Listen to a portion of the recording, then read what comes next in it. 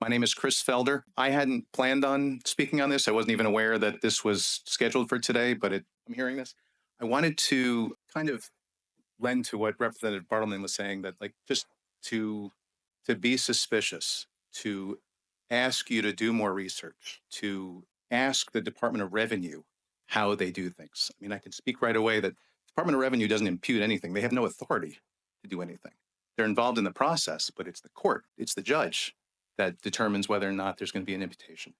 If somebody cannot afford to pay what they've been imputed, it's very quickly a felony. The punishments are automatic. They very quickly lose their driver's license. They very quickly have their personal property levied. They very quickly have their bank accounts seized. Very quickly, you're put on the do not fly list for being a flight risk. There are very, very heavy penalties associated with this. And so I do consider myself an expert in this area. So that's why again, I'd be remiss if I didn't speak up. Tax credits do not play at all into how these calculations are done. And I would question, when one parent is already below 200% of the poverty line, that increasing the rate or the amount that the other parent is paying. I'd love to see the effect on whether or not now both parents are living below 200% of the poverty line. So what I would add, as you question whether or not this is the way to handle things going forward, I believe Dr. Norbin mentioned that these calculations haven't been changed since 1993. I don't believe there's any reason why, since 1993, nobody's done a study to find out if it's working. What is the impact on families, how we're doing things?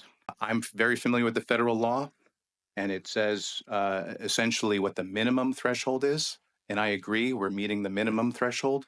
There's nothing to say that we can't add to this. And I know, well, for one, I'd like to see the opinions of the sister offices at or departments at FSU that are involved in early childhood development, in gender studies, in sociology, in criminology. Things have changed significantly in this state and in this country since 1993. We have the benefit of research. Let's apply it. My name is Chris Felder. I'm a single father in Sarasota, Florida. Okay, great. Thank you. Thank you. Mr. Felder, thank you for that. And, I understand, and I don't think it's lost on the committee that, the Department of Revenue really it's the courts and the legislature that are, setting up the framework here. But one thing I wanted to just come back on what you said, and again, this is not to impugn sort of your motives or your purpose for being here today, but it's my opinion really that there is no penalty too strong when people fail to meet their obligations and push those children that they're responsible for onto the taxpayer. So I think I can't think of any reason why they shouldn't be on a no-fly list, why they shouldn't have their bank accounts garnished, why they shouldn't have their property seized. Did you take opposition with those steps to ensure people pay for their children? No, I was just bringing that up as it relates to imputing when somebody has no income. And then I'll add that the legislation, as well as the child support services guidelines, are very different. They're not congruent. In fact, it says in the child support guidelines handbook that if somebody is involuntarily or involuntarily unemployed or underemployed, you're supposed to take their actual income and apply it to the child support. So I just mean to bring up that it's really important, I think, that you see how these guidelines and how it really works. Because when you're really out there, it's very different than what I think your perspective is, just looking at something black and white. I appreciate when you're looking at legislation, you're saying, there's the guideline, it seems clear enough. But out there in the real world, and that's in fact what I came here to speak about, it is not being applied correctly. It is not being applied evenly. And it's hurting a lot of people. So yes, when in a scenario where a parent is imputed and they're being asked to pay child support, I'll give you a quick example. Under Title 4D, if that parent is involuntarily unemployed, he or she is entitled to go to the Department of Revenue and request an immediate change or a modification to their parenting plan. I'll tell you right now, the Department of Revenue does not do that. It's required by federal law and state law. Doesn't get done. And so I'm going to give that's good perspective. I appreciate it, because I'm not as familiar with this as I would like to be. Thank you. Chris is going to speak at the request of Representative Valdez. I just wrote this last night, so hopefully I do a good job at it. Thank you for this opportunity to speak about how the family law system has treated me and my perspective on fatherlessness. 7 years ago, I was married to who I thought was my best friend. We had two beautiful daughters, 5 and 7, and a lifestyle I was quite proud to provide for. One day when I returned home from work, I found that my house was empty of furniture and clothes. My family was gone. My dog was gone. Our bank accounts were emptied of tens of thousands of dollars. My wife had run away without any warning or explanation. And like Kevin McAllister's experience in the movie Home Alone, my family simply disappeared. She hasn't spoken to me since, but after years of fighting in court and through state agencies, I now have my children every other week. And while everything may look okay now, it did not come easy. Despite having taken all of our money, I learned that my wife was using a legal aid service funded by public and private grants to zealously represent her while attempting to steal away my entire life. They even made multiple attempts to restrain me from my own children and my home. There was no domestic violence. My point is that services paid for with our tax dollars were weaponized against me, and in my story, this was only the beginning. Also worth mentioning, talk about how legislation is actually applied. The legislation that one thinks would protect people from false allegations of domestic violence, the supposed third-degree felony, it's completely unenforceable, leaving the targeted parent to defend himself from the indefensible, blindsided, without similar legal support from public grants, and immediately assumed to be guilty before proven innocent. Today, I'm an advocate.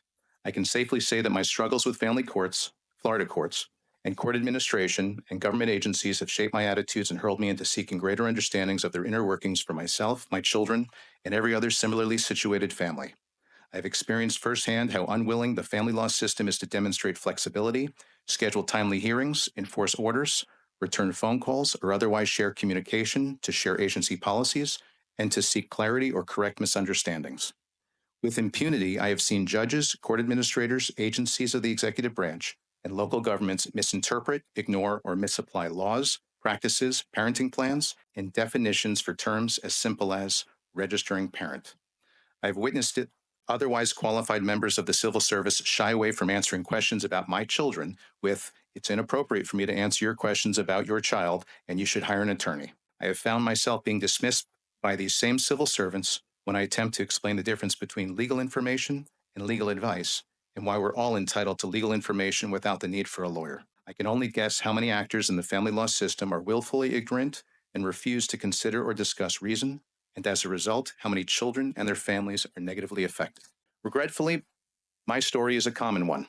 Florida's family law system is a dumpster fire.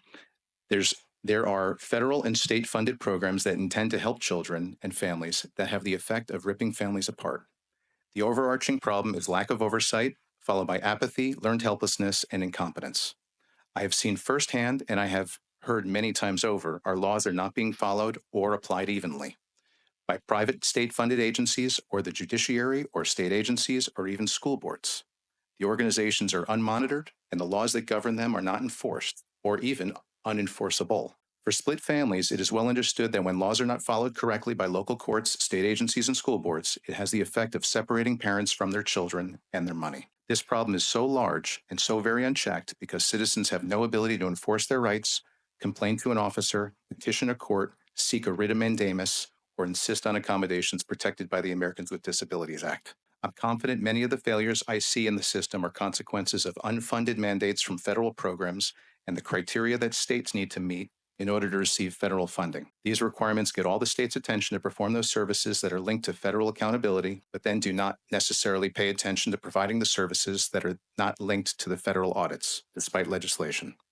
What's more is, while the imbalance of services fails Florida's families, these agencies do not receive any performance audits by the state itself to identify to the legislature the inadequacy and ineffectiveness of the programs, no less the requirement to comply with the law. My crusade is not partisan.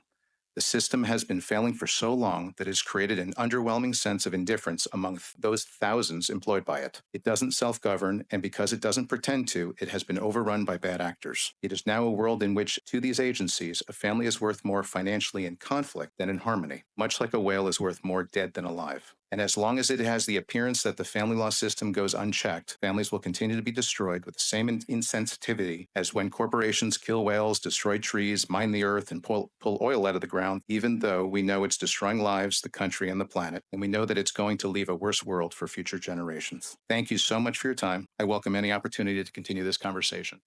Thank you, Chair Altman. And it's not so much of a question, but more so of a comment. I wanted to thank Mr. Felder for coming and just sharing his story as a parent, being that we're talking about fatherlessness and the importance of having the father involved in a child's life, I thought that his story would be somewhat compelling.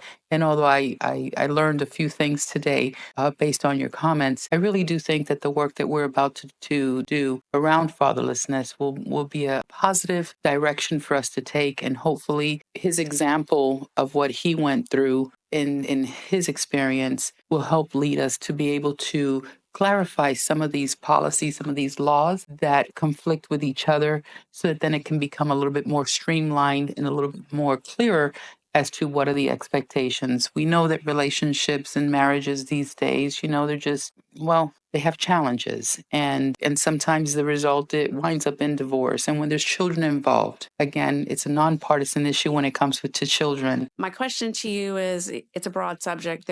Sounds like there's a lot that needs to be tackled. What would, in your opinion, if you had to take one bite out of the apple, what would be the first bite? I wish it were a smaller bite, but in speaking to the Auditor General's General Counsel and my research of Section 11.45 of the Florida statutes, what we need to do is introduce legislation that requires the Auditor General to conduct what they called a program level performance audit that incorporates all the existing public programs, activities, and functions when there is a family dispute or a child lives with less than both biological parents when both biological parents are living. Just an audit. So you were ready for that question, I think. I have a question. How long ago did this happen, and how old are your children now? 7 years ago, there are 11 and 13 today. And when did you get the opportunity to be with your children? How long did that take? Initially, weeks. And that was long after the sheriff's deputy and DCF had determined that there wasn't any reason why the children should not be with me. It was a matter of the courts, and that documents had to be filed and the hearings had to be scheduled, and the system does not move quickly. And how long did that happen, did you say? It was weeks before I saw them. It was close to a year and a half before anything was documented. We hear his story, but this happens every day. And once the kids are caught in the system, they usually spend 4 to 5 years in the system. No fault of their own. Parents get involved. Parents get upset. One say this and the other one said that. And the children are the one that's caught in the middle. And when we as legislators sit here and make these decisions on glass houses and don't understand a one-parent household, we don't understand low-income household, and we make those decisions, we are hurting the family. And because you are poor or low income does not make you not be a good parent. If I may Thank add you. to that, Sure. and I have a list very, very long, but I want to address the idea that just because it's in legislation, I'll use as an example, I showed up to school one day to visit my children for lunch, and I was turned away. And I asked why I was turned away, and they said, you don't have any access to your children. You have no rights to your children. Actually, my father had flown in from Texas specifically to see the kids, and so he came here for a wasted trip. Wasn't able to see the kids. And I brought my court order, and the school said, sorry, the mom is the registering parent. There's nothing in the court order that says that she's the registering parent. There's nothing in state law that defines a registering parent. There's nothing in school board policy, Sarasota County, nothing in school board policy that defines a registering parent. The school board, and my understanding, my research is that 66 of the 67 county school boards have made a decision that whomever fills out the paperwork is deemed the registering parent, which has the effect of giving one parent, they're effectively a court. They're giving one parent rights and they're taking rights from another parent. It took multiple trips to a judge privately to ask, would you please sign this one-page order that says that my rights have not been taken away? Because otherwise, the school will not give me any access. Mom had crossed me off the list at school. No access to teachers, no access to school records, no access to report cards, simply because she was miffed at me, crossed me off the list. There are no mechanisms in place to enforce these things, and they have the effect of separating parents from their children. And if the mom at any given time is the majority parent, it's separating the father from his children.